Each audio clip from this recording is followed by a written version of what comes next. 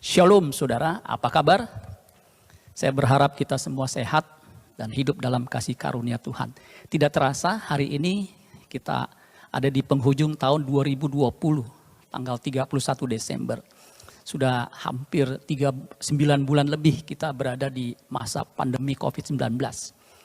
Kita tidak tahu kapan pandemi ini akan berakhir. Ya, karena baru awal tahun depan vaksin itu mulai dilaksanakan. Baik saudara sekalian, pada kesempatan ini saya akan menyampaikan firman Tuhan dengan judul Carilah Tuhan sebelum terlambat. Yesaya 55 ayat 6 sampai 7. Saya akan bacakan buat kita semua. Yesaya 55 ayat 6 sampai 7. Dikatakan begini, carilah Tuhan selama ia berkenan ditemui. Berserulah kepadanya selama ia dekat. Baiklah orang fasik meninggalkan jalannya, dan orang jahat meninggalkan rancangannya. Baiklah ia kembali kepada Tuhan, maka Dia akan mengasihaninya.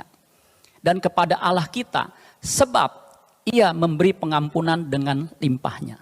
Saudara, ini luar biasa. Carilah Tuhan selama Ia berkenan ditemui.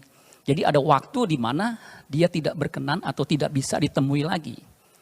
Ada satu terjemahan versi mudah dibaca, itu lebih jelas dan lebih gamblang. Saya akan bacakan versi mudah dibaca Yesaya 55 ayat 6 sampai 7. Dikatakan begini. Jadi, ya, ini sebuah kesimpulan. Carilah Tuhan sebelum terlambat. Nah, judul khotbah saya diambil dari kalimat ini. Carilah Tuhan sebelum terlambat. Artinya kalau kita nggak cari, kita akan terlambat untuk menemukan Tuhan. Panggillah Dia sekarang selama Ia dekat. Jadi kalau mau cari Tuhan, itu jangan ditunda, sekarang, secepatnya. Ya, ketika saudara dengar firman Tuhan, cari Tuhan sekarang, selama Ia dekat. Karena ada masanya, Dia jauh, walaupun Dia Allah yang transenden, menjadi Allah yang imanen. Ya, ketika Dia dekat, kita cari Dia. Ayat 7 dikatakan, orang jahat harus menghentikan hidupnya yang jahat. Jadi orang yang mencari Tuhan, harus menghentikan hidupnya yang jahat. Mereka harus menghentikan pikirannya yang jahat. Ya, pikiran yang jahat harus dihentikan. Karena kalau tidak dihentikan, dia akan melahirkan perbuatan atau tindakan jahat. Mereka harus kembali kepada Tuhan. Dan Dia akan menghibur mereka. Mereka harus datang kepada Allah kita. Karena Ia mengampuninya. Nah, saudara-saudara sekalian, umumnya orang itu mencari seseorang itu karena membutuhkan orang itu. Atau seseorang mencari barang karena membutuhkan barang itu. Nah, sesuatu yang dibutuhkan pasti kita cari. Pertanyaannya, mengapa orang tidak mencari Tuhan? Karena merasa tidak membutuhkan Tuhan. Karena tidak membutuhkan Tuhan, makanya dia tidak cari. Ya. Kalau kita kenyang, kita nggak butuh makan, kita nggak cari makan. Nah, kalau merasa nggak membutuhkan Tuhan, karena sudah dipuaskan, dikenyangkan dengan dunia dan segala kesenangannya, dia tidak akan mencari Tuhan. Karena sudah puas. Sebenarnya saudara, satu-satunya yang kita butuhkan di bumi ini selama kita hidup itu Tuhan. Jadi Tuhan itu satu-satunya kebutuhan kita. Dan tidak banyak orang yang menyadari bahwa sesungguhnya Tuhan itu kebutuhannya. Dan dia akan menyesal ketika di ujung maut, dia baru menyadari bahwa dia membutuhkan Tuhan. Dan sudah sangat terlambat.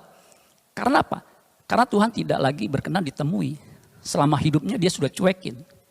Ya, di ujung maut mau cari Tuhan, udah gak bisa. Mengapa kita membutuhkan Tuhan selama di bumi? Karena Tuhan satu-satunya yang kita butuhkan untuk hidup kekekalan kita.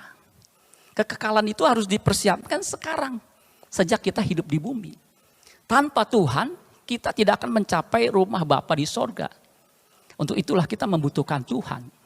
Karena ketika kita mendapatkan Tuhan di bumi ini, kita akan mendapatkan Dia di kekekalan. Di Mazmur 73 ayat 25 sampai 26. Ini satu kalimat yang mengingatkan kita atau memberitahu kita bahwa pemazmur menyadari bahwa dia itu membutuhkan Tuhan. Dikatakan begini, Mazmur 73 ayat 25. Siapa gerangan ada padaku di sorga selain Engkau? Selain Engkau tidak ada yang kuingini di bumi. Perhatikan, selain Engkau tidak ada yang kuingini di bumi. Artinya satu-satunya yang diinginkan, yang dia butuhkan itu Tuhan selama di bumi. Sekalipun dagingku dan hatiku habis lenyap, gunung batuku dan bagianku tetaplah Allah selama-lamanya. Ini kalimat yang luar biasa. Biar ini menjadi kalimat kita juga selama kita hidup, walaupun daging kita, hati kita habis lenyap, tetapi gunung batu. Dan keselamatan kita itu bagian kita adalah tetaplah Allah. Jadi pemazmur menyadari bahwa selain Tuhan tidak ada yang dia ingini. Karena apa? Hanya Tuhan yang bisa menolong dia ketika dia sampai di rumah Bapa, di dalam kekekalan. Karena kalau kita mendapatkan Tuhan di bumi ini, kita akan mendapatkan dia di keabadian. Untuk itu kita harus serius mencari Tuhan. Jangan berpikir mencari Tuhan itu lebih mudah daripada mencari nafkah. Memang mencari nafkah, apalagi di tengah pandemi COVID-19, juga tidak mudah. Tetapi mencari Tuhan itu tidak mudah. Makanya di Yeremia 29 ayat 13, dikatakan begini, Yeremia 29 ayat 13, apabila kamu mencari aku, kamu akan menemukan aku.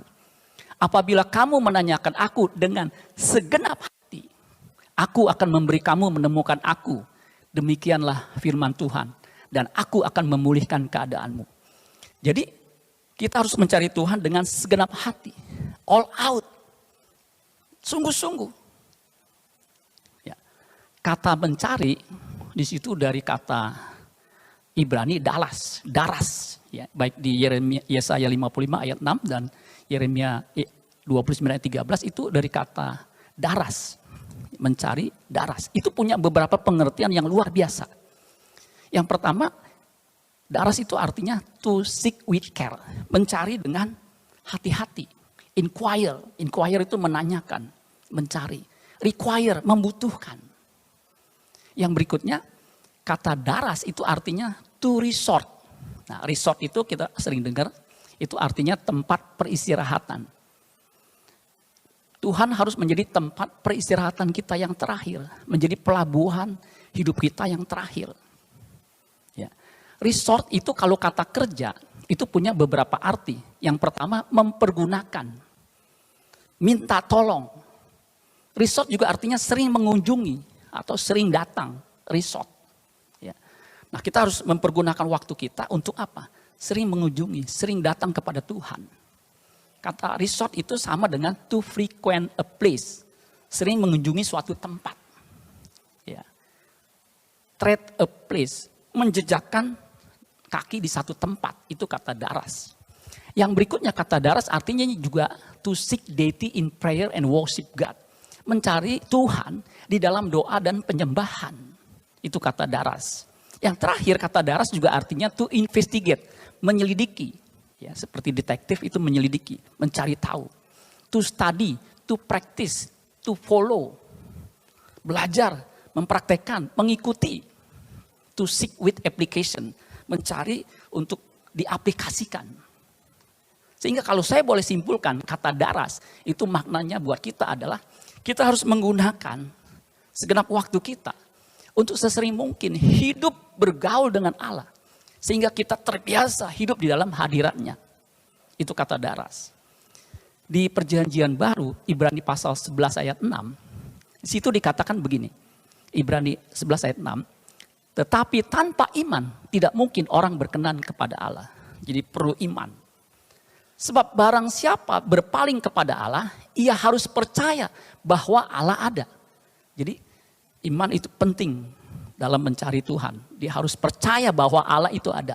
Dan perhatikan, dan bahwa Allah memberi upah kepada orang yang sungguh-sungguh mencari Dia. Jadi Tuhan memberi upah kepada siapa? Orang yang sungguh-sungguh mencari Dia. Upahnya apa? Dia akan memberi kita menemukan Dia. Itu upahnya. Yang menarik kata sungguh-sungguh mencari, itu dari kata Yunani exeteo. Exeteo itu artinya to seek out. Mencari sampai menemukan. Search for. Kalau kita sering main komputer ada searching. Kita cari. To investigate. To seek diligently. Mencari dengan rajin, dengan tekun. Dengan rajin. Kata act itu artinya out. Bisa juga all out. Itu primary preposition. Kemudian CTO. CTO itu artinya to seek in order to find out by thinking, meditating, reasoning. To seek in order to find out. Artinya mencari sampai menemukan. By thinking. Dengan berpikir. Dengan memikirkan. By meditating. Dengan merenungkan. By reasoning. Dengan mempertimbangkan. Nah, kata CTO itu dipakai di Matius 6 ayat 33. Carilah dahulu kerajaan Allah dan kebenarannya. Maka semuanya akan ditambahkan kepadamu. Seek first the kingdom of God. And all these things shall be added to you. Jadi kita harus mendahulukan kerajaan Allah dan kebenarannya. Nah, ada dua pertanyaan yang kita harus pikirkan, renungkan. Yang pertama, bagaimana kita mencari Tuhan? Yang pertama, berdoa. Tadi saya sudah katakan, kata daras artinya to seek deity in prayer and worship. Jadi dengan berdoa. Ada satu lagu judulnya, Dia Hanya Sejauh Doa. Dia kita bisa jumpai dalam doa. Makanya kita harus menyediakan waktu 30 menit minimal untuk menjumpai Tuhan, untuk mencari Tuhan. Di Yeremia 29 ayat 12 sampai 14 tadi sebagian kita sudah baca. Dikatakan begini, dan apabila kamu berseru dan datang untuk berdoa kepadaku. Lihat, berdoa kepadaku. Maka aku akan mendengarkan kamu. Apabila kamu mencari aku, kamu akan menemukan aku. Apabila kamu menanyakan aku dengan segenap hati, aku akan memberi kamu menemukan aku. Demikianlah firman Tuhan. Jadi dengan berdoa. Sediakan waktu untuk berdoa. Berdoa itu dialog dengan Tuhan. Bukan hanya mengajukan sederet permintaan. Tetapi berdialog dengan Tuhan. Bukan monolog. Tetapi dialog. Dua arah. Yang kedua, bagaimana mencari Tuhan? Dengan bersekutu dengan firman-Nya. Tadi ada kata investigate, to study, to practice. Jadi kita harus belajar firman-Nya. Kemudian praktekkan, follow, aplikasikan. Ya. Makanya kalau ada kesempatan dengarkan firman Tuhan melalui YouTube atau melalui media yang lain, usahakan belajar dan praktekkan. Karena itu cara kita mencari Tuhan. Yang terakhir, apa bukti bahwa kita menemukan atau mendapatkan Tuhan? Ada 3 bukti kita sudah menemukan Tuhan. Atau kita sedang dalam track yang benar dalam menemukan Tuhan. Yang pertama, karakter kita diubahkan. Di Yesaya 55 ayat 6-7, di situ ada kata yang bagus. Orang jahat harus menghentikan hidupnya yang jahat. Mereka harus menghentikan pikirannya yang jahat. Itu versi mudah dibaca. Mereka harus kembali kepada Tuhan. Artinya apa? Harus ada karakter yang diubahkan ketika kita bertemu dengan Tuhan. Kata berbalik atau kembali itu dari bahasa Ibrania syub. Nah, syub ini sering diterjemahkan dengan bertobat. Kata syub itu sejajar dengan kata strevo yang dipakai di Matius 18 ayat 3. Kalau kamu tidak bertobat seperti anak kecil. Nah, kata bertobat itu memakai kata strevo. Itu artinya berbalik. Ya, berbalik. Artinya ada perubahan arah. Ya, dari menghadap ke sana, berbalik 180 derajat menghadap ke arah yang berlawanan. Artinya mengalami perubahan karakter. Tadi di Yeremia pasal 29 ayat 13 dikatakan, apabila kamu mencari aku, kamu akan menemukan aku. Apabila kamu menanyakan aku dengan segenap hati, aku akan memberi kamu menemukan aku. Demikianlah firman Tuhan. Dan dikatakan, aku akan memulihkan keadaanmu. Keadaan di situ bukan keadaan ekonomi, kesehatan saja. Tetapi karakter, tabiat, watak, kodrat diubahkan. Seperti Sakius ketika dia mencari Tuhan sampai naik ke pohon. Dan Tuhan berkata, turun, aku akan menumpang di rumahmu. Apa yang terjadi? Sakius berkata di Lukas pasal 19 ayat 8, dia berdiri, Tuhan, setengah dari milikku akan kuberikan kepada orang miskin. Dan sekiranya ada sesuatu yang kuperas dari seseorang akan kukembalikan 4 kali lipat, 400%. Kata Yesus kepadanya, hari ini telah terjadi keselamatan kepada rumah ini. Karena orang pun anak Abraham. Artinya apa? Terjadi perubahan karakter. Yang kedua, bukti atau ciri orang menemukan Tuhan, arah hidupnya berubah. Tadi arahnya berubah. Dunia tidak lagi menjadi keindahan. Dunia tidak lagi menjadi sesuatu yang penting. Fokusnya diarahkan hanya kepada kerajaan Allah. Kiblatnya kepada kekekalan. Dia hidup tidak duniawi lagi. Jadi penting sekali saudara kita menemukan Tuhan. Supaya arah hidup kita diubahkan. Di Matius 13 ayat 44 sampai 46, di situ dikatakan begini. Hal kerajaan sorga itu seumpama harta yang terpendam di ladang. yang ditemukan orang, lalu dipendamnya lagi. Oleh sebab sukacitanya, pergilah ia menjual seluruh miliknya, lalu ia membeli ladang itu. Jadi harta terpendam, Tuhan itu adalah harta abadi kita. Ketika kita menemukan, milik kita jadi tidak penting lagi. Kita jual untuk mendapatkan harta terpendam itu. Nah, perumpamaan yang sejajar ayat 45-nya dikatakan begini. Demikian pula hal kerajaan sorga itu seumpama seorang pedagang yang mencari mutiara yang indah. Setelah ditemukannya mutiara yang sangat berharga itu, ia pun pergi menjual seluruh miliknya lalu membeli mutiara itu. Jadi Tuhan itu mutiara yang sangat berharga. Ketika ditemukan, semua tidak penting lagi. Karena yang penting adalah Tuhan. Arah hidup diubahkan. Yang terakhir, siap bertemu dengan Tuhan kapanpun. Orang yang sudah menemukan Tuhan, dia siap bertemu dengan Tuhan kapanpun. Apalagi di masa pandemi COVID-19 ini kita bisa mati kapanpun. Tetapi orang yang menemukan Tuhan tidak akan takut mati. 3 bukti orang yang menemukan Tuhan. Yang pertama, karakternya diubahkan. Yang kedua, arah hidupnya berubah. Yang ketiga, siap bertemu dengan Tuhan. Carilah Tuhan sebelum terlambat. Amin buat firman Tuhan. Tuhan Yesus memberkati.